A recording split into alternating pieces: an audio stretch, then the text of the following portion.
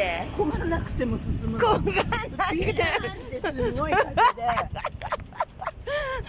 で行く時は向かい風で進まんなくなってで降りて歩いて走ってったの。いや、ほんとさ、で進まない。帰りは漕がなくても後ろからギューンって押されて本当に全く漕がないで100メーターぐらい進んだと思う。危ないから。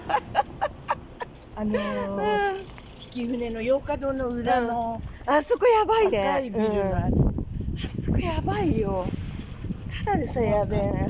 あそこ怖いよね。思わずなるなるなる。こっちにしとけばよかった。なるなるなる。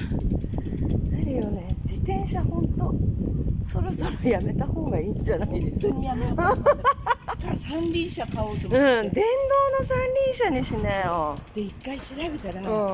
もうスマホに毎日のようにさ三輪車高齢者用とか高齢者用三輪車勧められる。